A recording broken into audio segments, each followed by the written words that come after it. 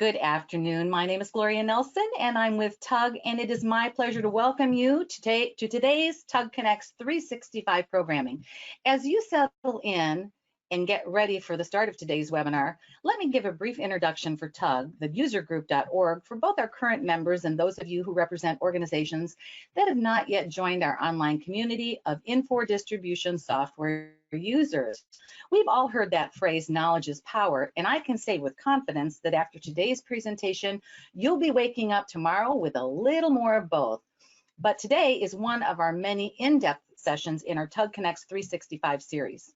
TUG webinars, online forums, and member events facilitate the timely exchange of ideas and information to help you work smarter and with more confidence. Now, to me, that's a powerful and winning combination. If you're currently a member, it pays to get even more involved. And if you're not, please visit our website to discover why 2,300 heads are better than one to help you be the best at what you do. Now, it's my pleasure to welcome Jim Spellos, President of Meeting You, who will be presenting pre-recorded content, but here with us live today for our question and answer breaks of today's webinar. On your viewing side, you might experience a slight delay as the content buffers and loads. So we're going to say, Jim, virtually go ahead and take it away.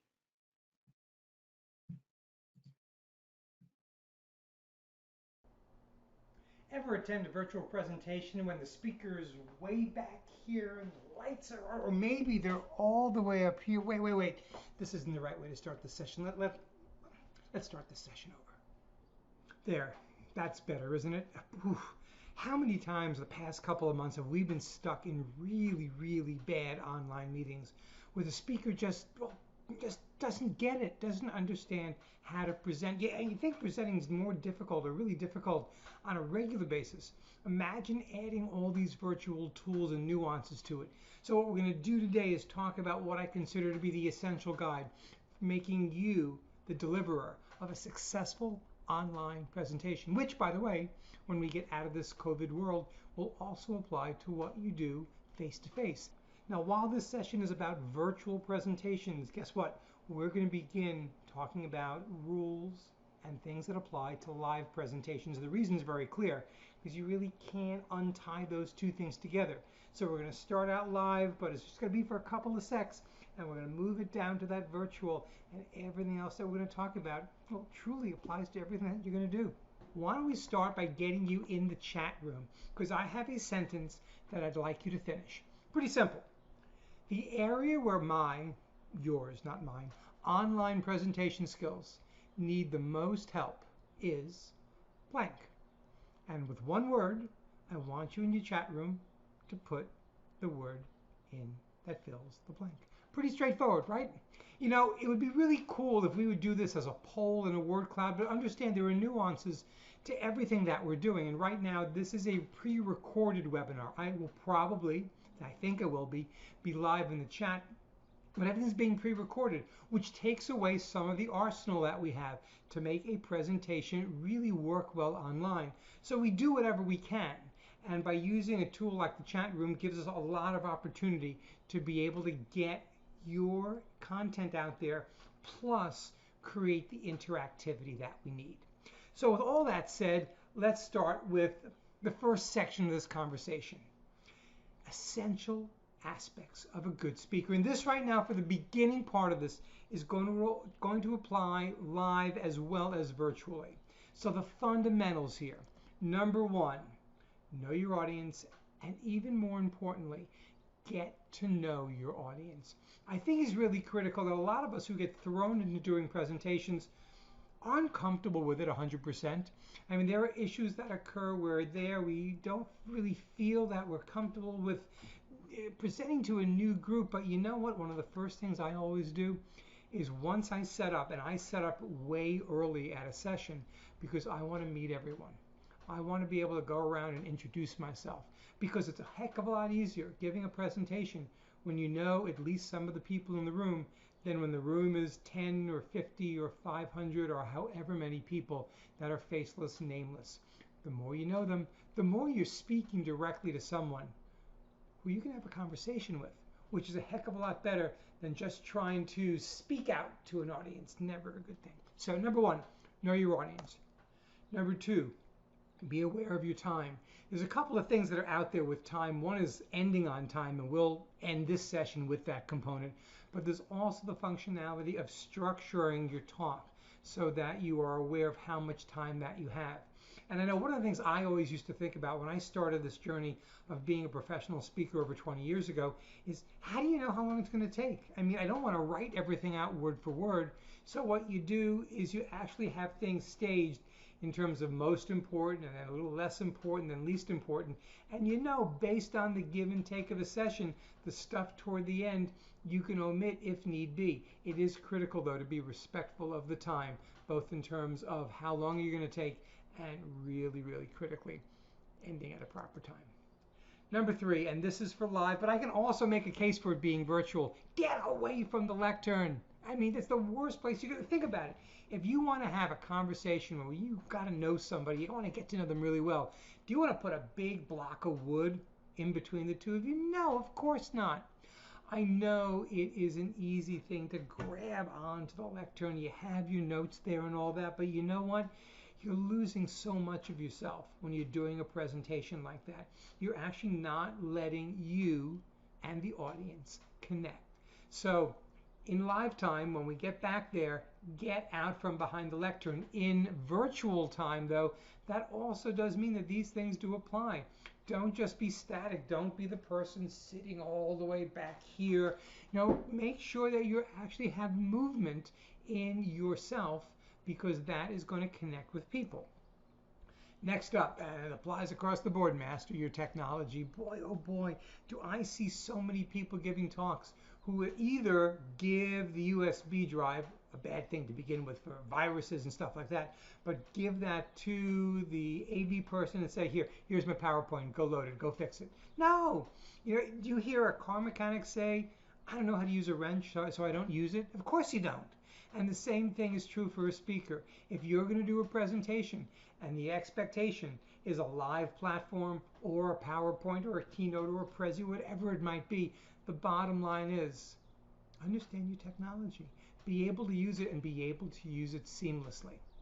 Next up, we're storytellers. Now, quite frankly, I'm a data guy. I love numbers and math and all that, but understand it doesn't connect with people.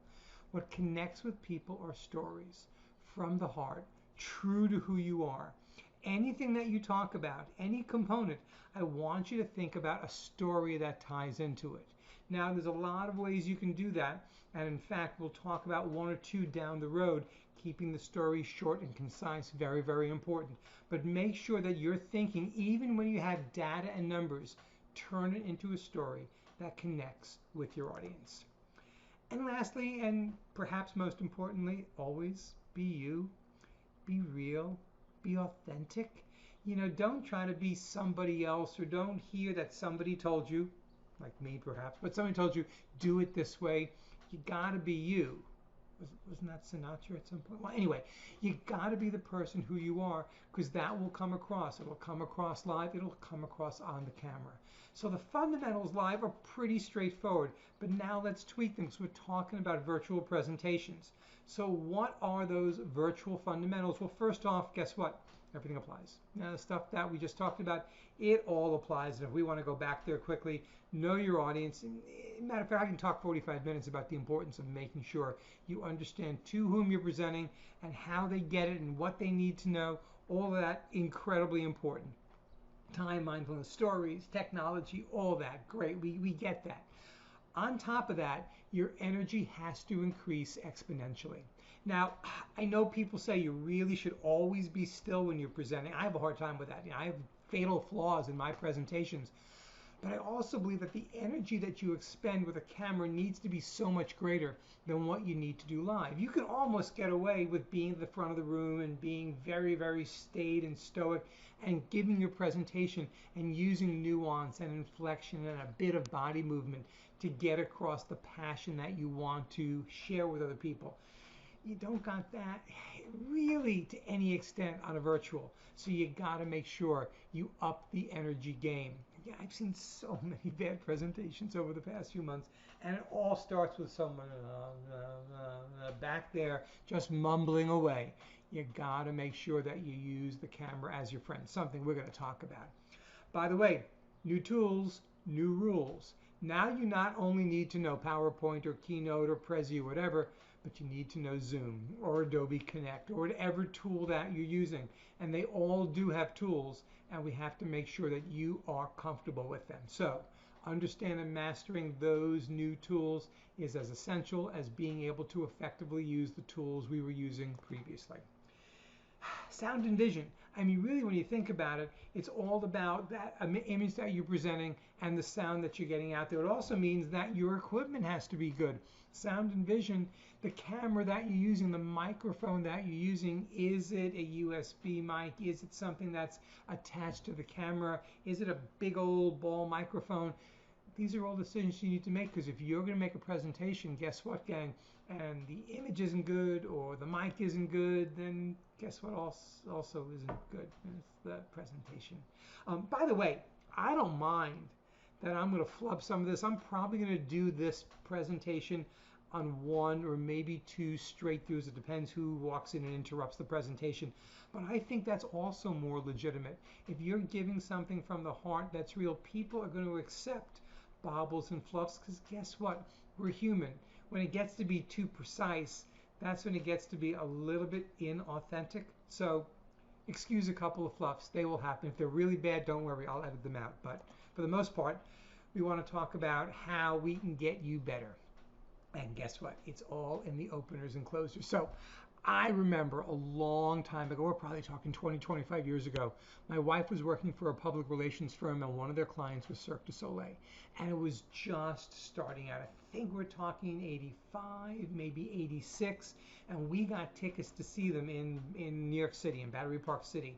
And it was exciting because you really didn't know what was going to happen. There was energy going in there. You walk in, you're seated in a very small circular circus type theater, and then all of a sudden the lights went out. And although I couldn't tell you 30 years later, for plenty of reasons, exactly what happened, I was there. I was taken in. The first couple of seconds, how the first act came on. I think they were coming actually down from the sky, and they were coming down on the ropes, and then the juggler and then the clown came out, and it was color. It was brilliant.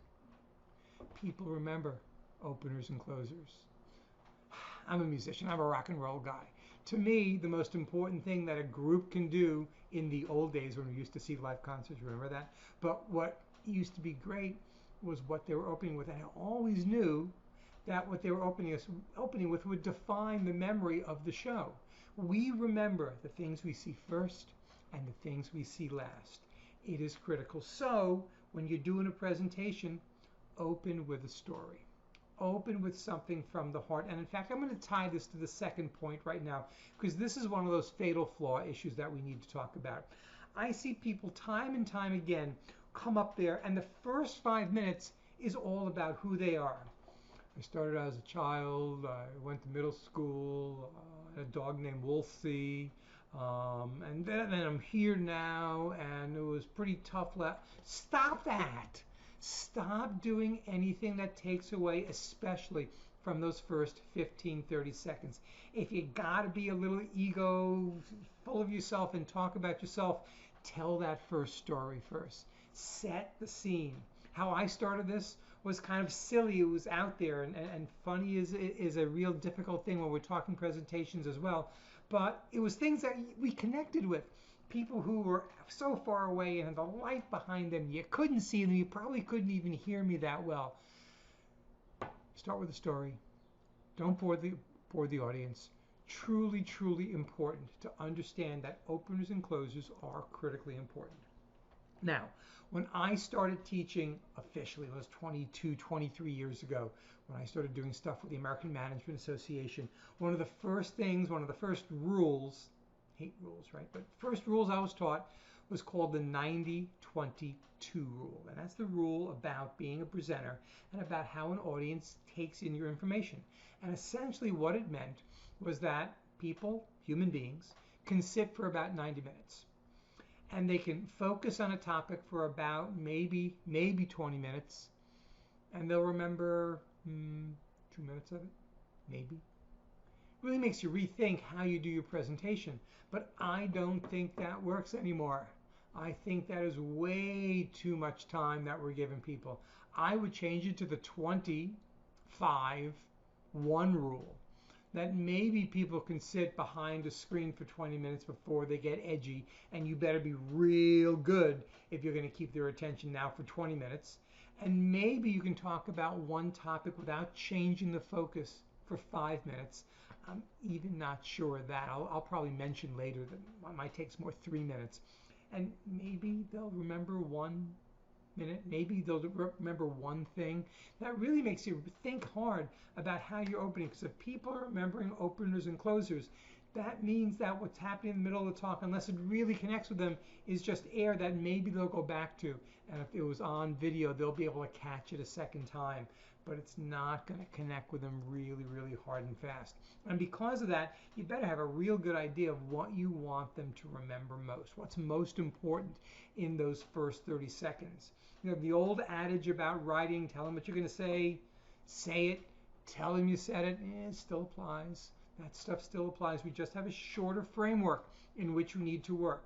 So this part of the conversation, openers and closers, really, really, really important. That 30-second rule at the bottom of the screen, don't mess it up, really. I mean, because you can have a great presentation, but if you don't get them right at the outset, they're checking out. They're on their devices. They might, in a virtual environment like this, they might not even be listening anymore. So you gotta start strong. So I got a game for you. There's a story, apocryphal as it might be, about Ernest Hemingway.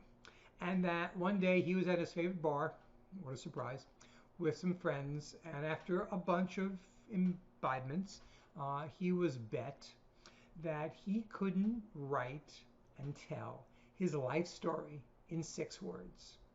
So Ernie thought, and then came out with this: for sale, baby shoes, never worn. Great story, right? Probably not true, but what it does focus us on is the importance of being brief in what we say. So the exercise right now, and I'm going to actually give you a minute where I'm going to be quiet. I'm just going to have this on the screen, but I want you to think about your last presentation. If you haven't ever made a presentation, maybe it's your next presentation, maybe it's one you've seen, but I want you thinking about pretty much what you either have just given or about to give. And I want you to explain it and put in the chat room what that talk was about in only and exactly 6 words. Now that includes the and all of those words there. 6 words. Can you tell your story in 6 words?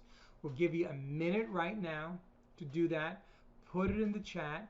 You know, don't tell us anything else about the presentation. Just give us those 6 words. So, on your mark, get set, go.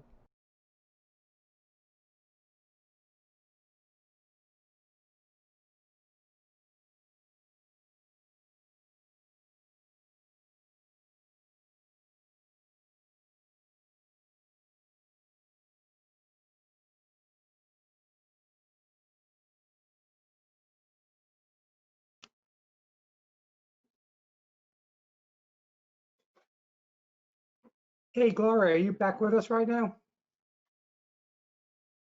We're live. I We're am live. right. Beautiful. How are you? Good. Let me just pop on my camera. Nice to see you today, Jim. Good to see you as well. Hope you're staying dry in all the rain that's happening on the East Coast. That proves that we're live, right? That we're talking about the timely weather. That is correct. That is correct. I see some things populating in response in the question bank. If you wanted to take a look at any of that, but I do have some questions for you also, Jim, that have popped up. So are you ready to take those questions on the first part of your pre-recorded segment today? All right, let's jump in. You talked about doing the recorded presentation in one take, but clearly you've edited this. So what video editing tool is your favorite? Well, I use a tool called Camtasia. And the reason I use it, it was a reasonably expensive thing that cost around $100, full feature video editing tool. And I love the fact that I could put those pop-up words in there and switch the camera angle and do all the stuff I need to do, synchronize audio and video, all within a single element. I think really it's critical for doing presentations right now that are going to be posted YouTube, posted here, to have comfort, facilness with a video editing tool. A lot of people like Adobe Premiere. I think it's a little more complicated. It's a really feature rich. So I use Camtasia. Okay, great. That's helpful to know. Next question. You mentioned structuring your talk in order to gauge time. What tools can you use to help do that? You know, one of the first things I was taught, Gloria, is to chunk out the presentation in blocks, what they would call modules of maybe 5 or 10 minutes at a time. I use at that point a Word document with a table just to put that down. When I'm starting to put the presentation together, first couple of minutes I want the opener. Then maybe I want to talk about the fundamentals live and virtual. Guess what? I did it for this presentation. Then I want to talk about the 6-word story. Once I do that, I can fill in that information. Now, depending on whether you're right brain or left brain, you can go one of a couple of directions here. If you're someone who's very linear, oftentimes your next step is just opening up your presentation tool, your PowerPoint, your Prezi, your Keynote, and start putting slides in there and building it down. But for a lot of people, that's too structured. So a mind mapping tool can work really, really well. One of the best ones on the market today and pretty inexpensive is MindMaster, where it's very visual. You put your information, you can tie images to it. All depends how comfortable you are and which approach is better for you. But in any case, whether it's linear, whether it's more, very, very creative approach, you need to have some sort of document that you can throw your information on and shake it out, and then you'll figure out what sticks and what sticks in the right order. Excellent, excellent. I also want to just say I've known you for 20 years in the industry, and one of the things that I know that you're also very much a stickler of is time. Do you happen to have your little timer on your computer today? Even better. That's also. I have my clock right here. I have my clock. I have an iPad right here. I have my timer right here. Got to make sure we stay on time, right? That is important. And I think that concludes the questions of our first segment. We're going to go ahead and we're going to roll the video in part 2. So stay tuned, folks. Don't leave. See ya. I'll be here.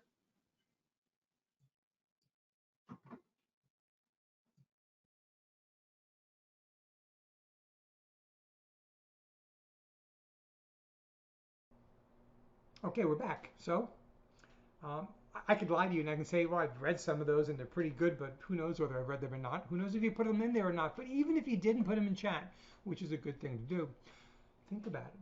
Think about how you can identify who you are, what your talk is about, in as few amount of words as possible. And if you can say it in 6, well, cut it down to 5. Be concise. Really, really valuable. You're not getting paid by the word.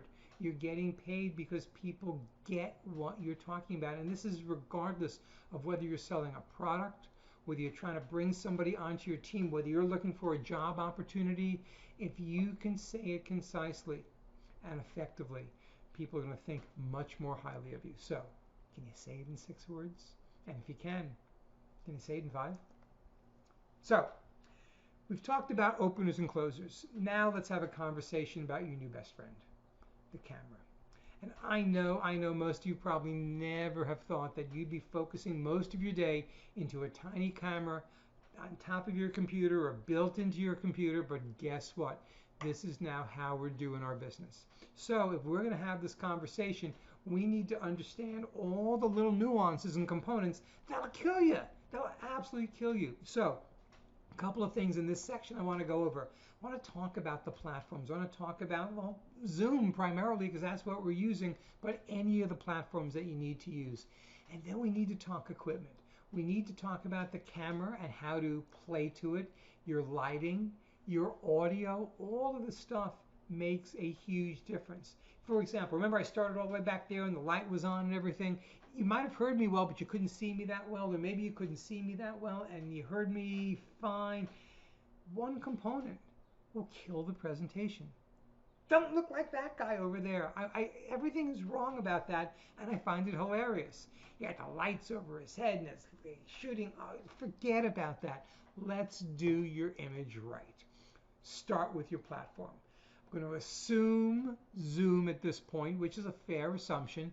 And what we can do in Zoom is we can start playing and understand all the stuff that's out there. Now, by the way, I want you focusing on the left side of the screen right now where it says mute and stop video. Also where it says share screen in the middle, but the two that I want you to focus on right now are on the left. Why? Because of those little up arrows. That will always tell you, it'll tell you there's more that's there, and that's where you can start getting into the customization of your settings. Don't just take what the computer is spewing out and think that's the ideal you for this platform. It isn't. So we got to talk about two things right now, and again, we're using Zoom as this approach here because we're all on Zoom, but Adobe Connect, GoToMeeting, any of the ones that are out there. It's all there. They all have the ability to customize. So in Zoom, you get to your account and you go to settings and you're going to see lots of options. Security, schedule meeting, in meeting basic, in meeting advanced, email notification. I mean, take 15-20 minutes and start going through all of those options that are there. I'm going to back up just for a second because you'll see on my status bar in Zoom, it has things that might not be on yours. For example, did you know that you have the ability to do closed caption? Well, you may need somebody doing that, but that's a functionality that's built into Zoom. Or for larger conferences, the ability for breakout rooms. Obviously, that's for a live and not a streamed, recorded event like this. But we understand that as we start customizing things, more and more options start coming into the platform bar that's at the bottom when we've logged in. And again, if it's an Adobe Connect, it might be on the top rather than on the bottom. Although we use Zoom most of the time now, it really doesn't matter. If you have asked to give a presentation to one of your colleagues, to one of your clients, or your customers, and they say we only use GoToMeeting, you darn well better take a while, maybe a half hour, and dig in there and find out what it can do and what it can't do. In the days of yore, we're talking all the way back 5-10 years ago, some of these tools wouldn't let you share your screen or wouldn't let you show a browser. Man, that was a game changer for me, that I couldn't show stuff live, that I had to only have this PowerPoint and this video on here. And oh, by the way, while we're talking about this video, you're going to probably notice there are some edits that have been made. Not edits in terms of cutting things out, but to be able to use the technology that we have. You know, if we were just doing a basic meeting, it would be me and it would be the PowerPoint, but it would be primarily the PowerPoint. But at this point, I've probably taken a few times by now and I've edited myself full screen and moved away the PowerPoint. Like now when we're talking about it, you have a lot of options to take what you've done and really refine it incredibly well if you understand some of those tools. Zoom can't do that for you. These tools, the online meetings can't, but you do have Adobe Premiere and you do have the one I use, Camtasia, which is by a company called TechSmith. And to be able to do those recordings, especially if you want to do a presentation for someone, you want to make sure it's just right or someone can't be part of it, well, you do have these editing capabilities here. So explore your settings. Truly, truly a useful approach. Dive deeper. When you get into that audio or video, you now have a screen like this right here that gives you all sorts of customization. Did you know, as an attendee, that you could go into these areas right now and you could create a split screen? And this was actually, if we were live, you can't really do it now because what you're seeing is a video, but that you can have the speaker on one half, the slides on another, rather than that little tiny square that's at the top left side. Maybe this is your left side. Anyway, you have customization capabilities if you're doing presentations, no matter which platform. Do it. While we're talking customizations, I have to give a shout out to the equipment. The camera and the microphone that you use is critical. I don't recommend any, although I use a number of different ones. And quite frankly, I don't have the best on the market either. I want stuff that works well. What I do know is the likelihood that the microphone and the camera that's built in is not going to be adequate for a professional presentation. It's just not. In fact, on my computer, I'm going to wave right now, and there's the camera I'm shooting into, but my built-in camera is at the bottom near the keyboard. It would essentially shoot my belly button the entire time if I was using that. And if I was using the built-in microphone, it wouldn't work. It would be staticky. Right now I'm not using, and you can see no headset mic here, because what I have, the Logitech C920, has a really good high-end video, high-end microphone that's there. What's going to cost you? Whichever one you use, yeah, 70, 80, 90 bucks. You probably shouldn't have to pay more than that. You can go a lot more. If you have to do more professional recording, if you're doing professional podcasting, then clearly the upgrade in microphone, camera, and one other thing that we're going to talk about will be critical. But for right now, camera and microphone, go to your favorite online store, do some research, find one that's good, and you'll upgrade how you look exponentially and immediately. Let's talk about the camera some more, because it's one of the things that people just don't really get and don't have a lot of idea of how to really work there. Number one, eye level. You want your camera about at your forehead or your eyes. You don't want it lower. Anyone who knows, who's seen a picture taken of them from the bottom, knows they look about 50 pounds heavier. And you don't want it from the top, a stupid selfie pose that you see people doing. That's fine to share something with your friends. It's not fine for a professional presentation. So get that camera on eye level. How do you do it? If you have a laptop, guess what? Get some books under there. Not a surprise at all to see and hear a lot of professional speakers doing the same thing. And in fact, you want to be talking not into necessarily the eye of the camera. You can't see that right now because I just pointed in there. But I'm speaking just below it. It's going to give it a more natural view. So make sure that camera is at eye level. And if you need to bunch up your computer with books, go for it. It'll work fine. Number two, your lens, your camera should be at arm's length. So I'm going to reach out to my camera right now, and I can just about touch the camera with my fingertip. I'm at the right distance. I'm not too distant in the picture as I was at the beginning. I'm not like this annoyingly close. Don't you hate when people get that close? Hands distance, arm's length distance. Perfect. That's what you need to be at a perfect setting for a virtual presentation. Look at the damn camera too, okay? I've seen people do presentations and they're up here and they're here. And I've caught myself doing that too a lot. You know, you start thinking and all of a sudden your eyes go up to the top right. But keep focusing back on the camera or just below it, and don't focus on the people in the audience. That's where our eyes will normally go to. But if I start looking at Janet and Bob over there on the left side, guess what? I'm not looking at you. I'm looking at my screen. So when you have a camera, use it. And by the way, even if you're not doing a presentation, but you're in a meeting, every time you're on camera, you're being evaluated and looked at, especially if your superiors are there.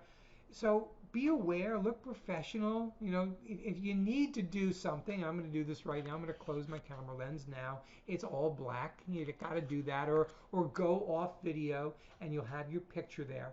But if you're on camera, you better be ready for what that looks like. So always be aware of it. You're always on. I just talked about that. I skipped myself there. Oh, background distractions. Okay, now back here, I'm in my kitchen. You probably know that by now, and you'll definitely know it in a few seconds from what I'm going to show you. But make sure it's clean. I don't care if it's not perfect, but make sure it's not the sort of thing that people are going, what's that? You know, what's that back there? What is that moving? No, you don't want any of that, okay? So no background distractions. Keep it clean, keep it professional. And by the way, in terms of clothing, no stripes. And while we're talking no stripes, no black and white combination. Camera lenses have a real hard time being able to focus on that. Clean, single colors work perfectly. Test it out. You know, you have your camera, do a quick shoot, see what you're going to look like. No, nothing different than you would do for a real live presentation. Before you leave the hotel room to give the presentation at a conference, you look in the mirror, you make sure that you're all dressed properly, makeup, earrings on, necktie, whatever it might be, that it's all set up properly. So why not do that before a professional virtual presentation? So embrace the camera. Make sure it's not too close, not too far. Eye level, look at it. Straightforward stuff. And by the way, there's this thing called the fourth wall. I was a huge fan as a kid of the Marx Brothers. And I always remember when Groucho Marx would stop talking to the people in the film and would turn to the camera as if it was the audience and start talking and chattering right then. And right now what I'm doing is sort of moving forward as if I'm talking directly to you. Yeah, you right out there. And guess what? When you start talking like that, a number of good things happen. Number one, people get more engaged. Number two, you start talking to an individual as opposed to talking to an inanimate object. And in fact, later on today, 3 special pieces of information I'm going to give you is going to include that. So that was sort of a spoiler alert there. But that's the fourth wall. What that camera blocks us from the audience. We got to get rid of that blockade. We have to connect with an audience. Now, I mentioned early, if I had a live presentation, the first thing I'm going to do is walk around the room and meet people. I don't have that opportunity to do that virtually. And in fact, in these webinar situations, oftentimes they cordon us off, so we can't even be mingling with the audience until everyone comes in, and then it's showtime. So you got to do whatever you can to make that connection.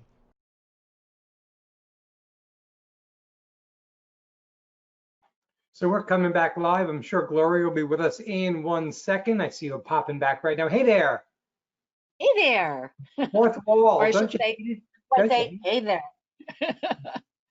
Hey, Jim, quick question. We love to engage people in our audience, and it might be a little bit fun if you and I take turns, and maybe I take 2 and you take 2 of some of the responses that we had from the people online with regard to their 6 words. Okay. I'm going to start. The 6 words that Scott Ferguson shared were what's done, what's doing, what's future. And I'm not sure how this applies to the challenge, but I thought it was humorous. Eric Vandervoord said, open an item in a van. Which two resonated with you, Jim? Funny enough, my technology flaw right here, I'm not seeing those pop up there. So if you can go over them, I know that that's just not shown on my screen. That's what happens with technology. Okay. And by the way, it's a great opportunity to talk about that we can't be perfect in online presentations as much as we want to. So you just go with the flow. Well, the one thing I wanted to tell you is that even though we ask people to post in the chat, they're so used to posting their questions in the question bank that if you pull out your question bank, that's where you'll find them. But I'm going to take another stab here and give one more while you pull that up. Here's one that's kind of funny also. Munchos, apple pie, and Mountain Dew. It sounds like Bob Osborne. Bob, it sounds like you're in hurricane zone, and those are more hurricane snacks than anything else. Yeah, it sounds like he's prepping for the week. Are you seeing them now, Jim, in the question bank? I'm not. Why don't we, during the break, go through that to see if we can come up there, but it's not showing on mine at this point. Yet those are all great 6-word stories that were out there. And people just think short, think concise. It's really important to be able to get your thoughts out focused. Okay, and now so far as questions are concerned, I know that during your presentation in that second component, you said that you didn't really want to or feel comfortable necessarily making a camera recommendation, but if you were putting down cold hard cash, what kind of camera would you be using, or do you recommend? I know that you have a combo in your setup, but we are going to put your feet to the fire and ask what specifically do you use or do you recommend? Cool. Again, I'll always tell you what I use. I'll never recommend because different people have different needs. I love my Logitech C920. Why I like it, it's 1080p. The audio is really good. I've used the brand before, so I'm comfortable with it. It gets great reviews. That's low down on that criteria. I want to make sure that I've used it before and I've tested it out and I've seen how clear the information is. Now, by the way, if I was doing vlogging, I was doing a video blog on a regular basis, I might then go for a separate microphone. And if I did, the likelihood, and you know I'm a music guy, I'd probably go with a Sennheiser. I really like their products. They get a USB Sennheiser, and in fact, the consumer audio, I think it's the SC60 that I've seen before. That's under $100. That's a really good high quality mic. But if you're just doing it for a GoToMeeting or a Zoom, you're fine with a good camera that has an excellent mic built in. Again, what you want to stay away from, and I know people don't want to hear this, are the earbuds and the mic there. The quality of that is so tinny and so poor. Every time I've seen it or heard it on a Zoom, there's been issues in terms of the audience being able to understand what's being said. Yeah, that's so good to know. I know I'm going to be Vanna White for a moment. I have a coal stoking, fire breathing Yeti microphone, and I know that some who are technical producers also like the Heil, the HEIL, but Yeah. after extensive research, we settled on a Yeti for purposes in my hosting responsibilities here. So all these things are really good for our listeners that are out there today to know with regard to kind of equipment. Two more brands as well. Rode, R-O-D-E, does some very good low-cost microphones, especially if you're just starting out. And if you're an old audiophile, you probably know the Audio-Technica brand. So again, go with brands that you trust and go with devices that people you trust, like Luria, have used. That's a great way to get around, what do I buy? And one last question. You mentioned Zoom a great deal, and although this webinar is using GoToMeeting as our platform today, which one is better and why? What is best is what the people who are on the webinar are comfortable using. That's always a customer-centric approach. I happen to like the Zoom interface. I like it better than GoToMeeting. I like it better than Adobe Connect, in part because I'm more comfortable with it, in part because I like customization. And in fact, in the third section, when we talk about PowerPoint, because a lot of people have this death to PowerPoint mode, I reiterate the fact that I'm going to mention here, which is you don't want an equipment with limited functionality. What you want is a piece of service tool with a lot of functionality and be able to use it judiciously and effectively. Right. Well, that concludes part 2 questions. So at this moment, I'm going to go ahead and we're going to flip into video part 3 and stay tuned. There's just going to be a moment of buffering.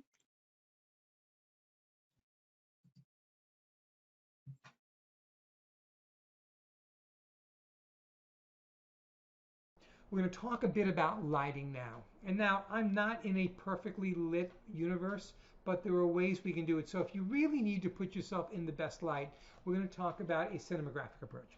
We're going to talk about a very simple 3-step lighting process. They call it a key light, a fill light, and a backlight.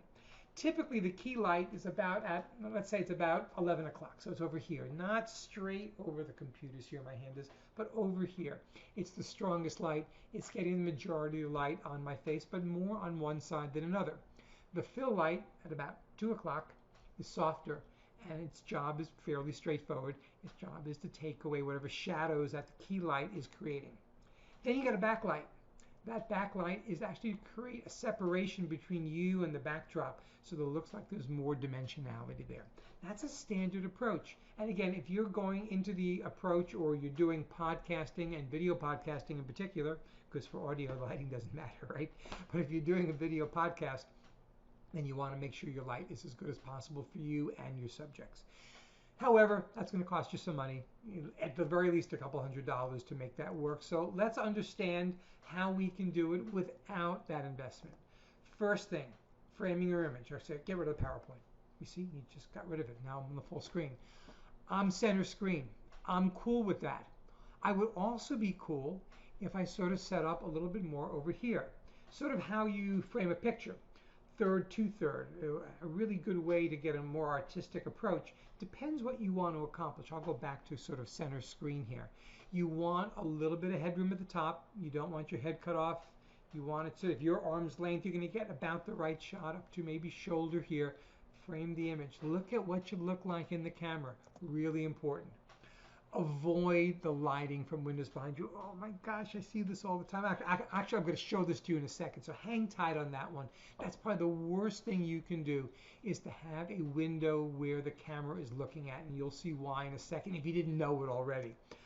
So I took some shots, okay? So in doing this preparation, I wanted to think about what adequate, not great, but adequate lighting could look like and might not look like. So I had a couple angles. As I mentioned, I'm in my kitchen, which is where I do my presentations, I do all my work, but I had the ability to move around different sides of the table. So let's start looking. So there I am, mugshot, looks like it should be on post office walls, right? Look at that light. Now, all the lights in the room are off, so all the light's coming from there, and that window is sapping all the light out. Now, when I put all the lights on, it's not helping much. Anytime you are sitting in front of a window that has light coming in from it, it is going to kill the ability for you to be properly seen. Do not do that. Anywhere else you sit would be better. Ideally, sitting facing the window, like here. Man, those pictures are awful, aren't they? But a picture like that, all the lights are on. There are some shadows. Again, it's not perfect lighting, but just go back for a second. Between that and this is night and day. Now, because I'm looking at the camera and the window is behind the camera, when I take all the lights off, it's only had one set of lights on, and it looked like I was about to take a nap there too, don't I? But the lighting isn't bad either. And in fact, I take all the lights off, and obviously that got blurry, but still from a lighting perspective, that's not bad because the lighting coming from the window works if it's in front of you. If it's behind you, another story. Where I tend to set up, man, could I have taken worse pictures or what? Where I tend to set up is with all the lights on, looking catatonic as I am right there, or with the lights off, looking like I'm about to take a nap. Either way though, either you like the softer light or the brighter light there. I think it's a little bit too much in terms of shadows that are going on here. So I tend to go sometimes with a softer light, a mix of them. And in fact, again, you all work with your room, right? So I have a ceiling fan here, which middle of the summer I'm recording this, it's hot. Bottom line is I have lights over that, and it'll look like a strobe light show if I put those on. So you got to make it work best. Take a few pictures, see how it looks. Then you're going to be able to make sure the presence that you have, well, other than the catatonic or napping look that I have there, is the ideal one. While we're talking about your image, virtual background. This is the A&A conversation. Put it in the chat what you think about on this. I'm not a huge fan. The Golden Gate Bridge is one of those default virtual backgrounds in Zoom. It's cute. If I'm on with friends, absolutely, I'll play with that stuff. If I'm on a professional call or a presentation, reasons I might consider it if my company logo is in the background and I framed it properly. Maybe I'm sitting toward the side and the logo's right here. That could be pretty slick and cool. Do be aware though that because it's not a true green screen, that all of a sudden your head or your hair might start getting cut off. I know my gray hair starts to dissolve into those backgrounds sometimes, so I got to be really careful, right? But bottom line, I wouldn't choose to use those on a regular basis. The only time I have seen it done even reasonably successfully, I've seen it done where people have their PowerPoint as like the background, and then they're on 1/3 of the shot, and their PowerPoint's on the other 2/3. Pretty smart stuff, but even that gets a little tedious after a while, and you got to make sure those words and those point sizes on PowerPoint are big enough to work. Okay, so we've talked about lighting, talked about camera, and I could talk audio all day, but we're going to make audio really, really simple. Number one, go into your platform settings. Understand that your PC or your Mac has the ability to control your microphone and test your microphone. Don't assume the built-in mic is really any good. It might even be underneath your computer. So go and get a separate microphone or a camera mic combination and then test it out. Go to the settings. If you go to Zoom, it'll give you the ability to see which of the microphones that it recognizes you can use. So I can use a camera from one source and a microphone from another to get the ideal approach. And by the way, I'm not with you right now. My voice has to inflect. It has to get louder and softer. It has to be frenetic sometimes and quiet sometimes. And again, all this is within who you are and understanding that. But voice inflection goes a huge way in order to make a connection, especially in a virtual environment. Okay, tools time. Yeah, I know. I love technology. I think it's great. I'm a PowerPoint guy. That quote, my quote, by the way, is one that I live by. I hate when people start talking about, oh, death to PowerPoint, man. It makes all present. No, PowerPoint is a tool. It's not death to your PowerPoint. It's not death to your wrench. It's not death to any tool. It's like a cook saying, I love to cook, I just don't like ovens. Well, why not? Well, they get too hot. No, that's not what we're talking about. What we're talking about here, understand how to use your tools. PowerPoint has way too many tools. You don't have to use them all. But if you use some of them well, I think it's the best tool out there. So first thing is, which one should you use? And you know what? This is a simple answer for this. Use the one you're most comfortable with. Because if I tell you that PowerPoint's the best, but you're a Mac guy or a gal, and you're in Keynote, use Keynote. If you like the online and Prezi and Google Slides or one of the dozens of other that are out there, if that's the one that makes you feel comfortable in this presentation, great. Just don't say that I'm not using PowerPoint because it's an awful presentation tool. It's not. It's just the one that's most feature rich and ... Most people don't know how to harness it and use it properly. So what do we know about presentation tricks and PowerPoint and stuff like that? So cool tricks. I might have to bleep that one out. Part 1, number 1, 6x6 rule. This is always something that's important, and I'm going to violate it a few times in this presentation. Any slide, no more than 6 lines of information and no more than 6 words per line. Instead of the 6x6 rule, I like to say think visual. Make sure everything has a visual element. You're probably more looking at that PowerPoint graphic that's there than the bullet points. But if you do need them, which we do sometimes, we need to make sure that we have that edited list there. Make sure that it's not text dense. I used to work for a physics organization, and they would have these 47-line slides, and they would tell their audience, you know, on line 42 is the ergonomic calculation that's right there. And I would go, oh my goodness, what are they doing? But they knew their audience, and everybody was looking right there. Don't do that. Don't load them up. Number 2, point sizes. I see it wrong all the time. Minimum point size for your bullets, 32, not 24, what people talk about.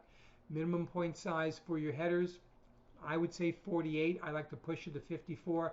I want it to be big enough so people can see it, especially in a virtual environment. By the way, I know this is something that's being used within this particular template. I'm not a fan of the all caps, which is how they have their template for the headers. I think upper and lowercase always work much more professionally. Next up, slideshow mode. If you need to get into your slideshow mode, understand the F5 key in PowerPoint will get you right there to the first slide. By the way, to get rid of that awkward timing that occurs when you're being introduced and now the screen is being shared to you and you're sharing your screen and all of a sudden people see your email for 30 seconds until you get to PowerPoint, here's what you need to do. Open up your slideshow to the slide you want to start on, and then make sure it's the last thing that was open before you went back to Zoom. I use the Alt-Tab trick to go back and forth. So when I share the screen, what will come up immediately is the last full screen image that was there, which is right in the PowerPoint. So use that approach, and then F5, great shortcut. Advancing slide by number. If I need to answer a question and I knew the answer was in slide 15, I could type 1-5, which is the one I'm doing right now, and enter, and I can go right to that slide without fumbling around. And if I want to go further up, I can do that, and I can go to slide 28 here. I'm right back to where I am. How did I know those numbers? We'll talk about that in a second. But slide advance by slide numbers, really, really cool. And you read the bottom one, right? Never say that. Just don't say that, okay? Great.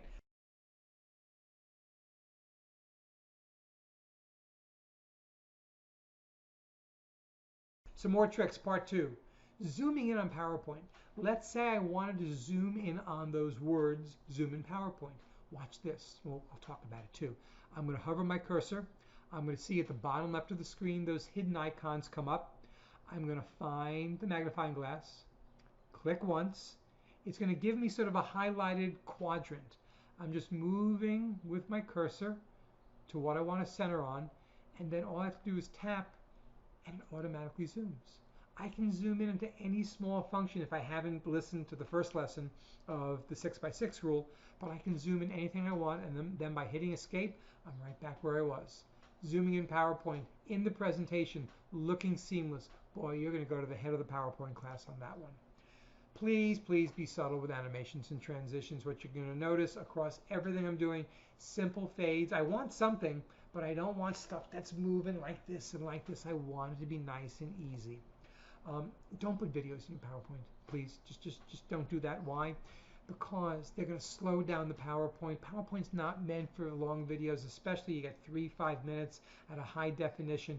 You're far better off having it in a separate browser or a file and then using the Alt-Tab trick to go back and forth.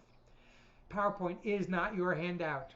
If you need to do a handout and you want to do it with PowerPoint, then you have to sort of retrofit PowerPoint to do all the text, but think visual. This is all about being as clean and seamless as possible with your presentation. Okay, a little bit about interactivity, which becomes really difficult in this sort of environment. Not the virtual environment, but the pre-recorded virtual environment. So I always want you to think about keeping the audience engaged. One way we've done it here is to push some comments into chat. Hopefully you're using chat for Q&A as well. It's one of the best tools that you have. So if you keep pushing conversations or questions, or tell me your favorite tool in PowerPoint and put it in chat, all of a sudden people are more engaged. Always like using polls, something we can't do here. I'm not a fan of actually the built-in poll in Zoom. I use outside tools, typically text-based. If you've seen me at some of the conferences, I will do at least 2 or 3 in a session. Why? I want to get feedback. I want to keep people engaged. I want to get a sense of the room. Polls are a great way to do that. Videos, again, changing the focus. You know, bottom of the screen every 3 to 5 minutes, maybe actually every 3 minutes. I don't want them just looking at one screen or just looking at me. I want it moving around. Look, we've gotten so used to having our attention shattered in different areas. From TV, some people call it the Miami Vice syndrome, that everything became quick shots, boom, boom, boom. Now we can't really, it's squirrel, you know, it's one of those things that all of a sudden we lose our attention because something else is over here. We got to keep moving the people's attention around. And if you have the capability, which Zoom does in a live environment for breakouts to really get people involved, even better. There are plenty of other ideas out there too. A good friend of mine, John Chen, does a whole series of seminars on the essence of gamification in online meetings. It's brilliant, brilliant stuff. First and foremost though, know your audience. Make sure that whatever you do is in keeping with what's going to work with who they are. Okay, so some sage advice. Now, you might know the guy on the left. I always forget his name. Oh, yeah, Will Smith, that's right. The guy on the right is what I want to talk to you about. You see, this guy spent 40 years in TV and movies and teaches improvisation for a living, and he also has the last name of Spellos too. He's my brother. And so when I was putting the session together, I figured I'd reach out because I learned my lessons obviously watching him. And by the way, that's in Men in Black, and I can use that picture because he's in it, and if not, I'm in big trouble. But anyway, so I said, Peter, what do you want me to tell people? He's lived his life in front of the camera. He said the first thing, because it's not the Oscars, he said, have fun with it. He said, don't get too wrapped up in the importance of it. The more fun you're having, the better it's going to be, the more it's going to come out naturally. Number 2, say it loud. Make sure your voice can be heard. We've talked about that before. Don't speak in a monotone back here. No, you don't want to do that. You want to make sure that you can be heard by people. And as we mentioned earlier, changing your voice inflection, truly an important thing to do. And lastly, who's on first? What does that mean? Well, he used to have a comedy club called that, so that's probably why he used that name. But the reality is, the great trick about the camera is when you look into it, don't just look in the camera. Think about a person, a specific person that you're talking to, and look in there and speak to them 15, 20 seconds. Just have a conversation with them. It's amazing how the camera floats away, and that becomes a connection with the real person out there. So, my sensei says these 3 things. Who am I to argue? So, as we close up the conversation, the question of what not to do is really, really critical. And we've all seen bad presentations. We probably can count them on multiple abacus at this time. Or is it abaci? I'm not sure. Anyway, so here are my stops and don'ts as we wrap up. Stop saying that. I don't want to hear that ever again. And I hear it every day in one of my favorite podcasts. I know you're going to share your screen because you're fumbling with it and you're sharing your screen. Don't say that anymore. It just makes you look foolish. Number 2, Don't bore your audience with your life history. We talked about that early on. I don't care where you went to middle school or your dog's name. I don't care. I'm there for 40 minutes. I want to be able to maximize what I get out of that, and that's not helping me do that. Number 3, please don't apologize for mistakes that happen for the AV. I'm going to tell you a story, and I've sworn myself I would never mention this person's name, but oops, did I just say that? I guess I did. The worst talk I ever heard in my life. Why? Because this guy's a great tech guru, and I was excited to see him. And he comes on, and the first thing I can't say that word, about, was that he was told the wrong information by the meeting planners, and the AV wasn't working, and he has less time than he thought he had. And oh my gosh, I almost threw something at him. I was so upset. I actually knew the event planner, and she was furious, but she said everything he said up there was a lie because we went through it 5 minutes before the session. You know how bad you look when you're blaming other people up there? Don't do that. And I will never watch that guy again, ever. I just got absolutely as inauthentic a presentation as I've ever seen in my life. Number 2, don't get on the call right before it begins. You know, sometimes that the planners of these events say, can you come 15 minutes ahead of time? And I said, no, let me come 30 minutes ahead of time. I want to make sure that everything's working fine. Don't be the arrogant person who thinks everything's going to go well and I'm going to get there just on time. Every time somebody says that when we're producing an event and someone says, I know what I'm doing, I do this all the time, all the red lights go off because I know where it's going to come tumbling down right there. Give it time. Technology fails. Embrace that failure. Don't blame the organization. Don't blame your boss. Say, my bad, let's make this work. And respect the end. Don't end late. I have here, old school, analog, a clock. Why? Every single time I've given a talk for the past 25 years, that clock's been there. Not that one, but one just like it. I want to make sure that if I tell you I'm going to get you out at 2 o'clock or 1 o'clock or 9:30, I abide by that. Really important. We've gone through a ton of stuff today. Now I want you to think about your one great idea. One thing you can take out of this. Maybe it was the camera. Maybe it was about the lighting. Maybe it was knowing your audience. Maybe it was a 6-word story. There's so much good stuff that we talked about. But let's face it, that 25-1 rule or the 90-22 rule, whatever it is, what you're likely to bring out is one thing. But if you take one great idea out and implement and build upon it, you're going to move yourself so much more quickly forward in everything that you do. I hope you enjoyed it. I thank you for being here. I believe I'm going to be here talking to you live now as well, but I really appreciate your time. I'm going to say any questions, which is a crappy way to end, but any questions that you have, let's talk about them right now. Be well, gang. Thank you. So we are live, and we're running late, funny enough. So all the time, these things do happen. But Gloria, do we have 1 or 2 final questions that we can answer before we finish up? We do indeed. I want to honor the time of everyone here before we lose people due to their rigorous work schedule. So first question is, how often should I integrate engagement of attendees into the session? And can you give me a few examples of how to do that? Sort of what I mentioned in the talk. Every 5-10 minutes, easily. Videos, games, interactivity, chat, Q&A, 6-word story, whatever it is, keep people moving around in terms of their focus. And next question, are there inexpensive light solutions I can get to improve my video quality? You know, a lot of bloggers use the ring lights. You can go to Amazon, you can find it on there, which is a circular light that's right in front of you, maybe behind the camera.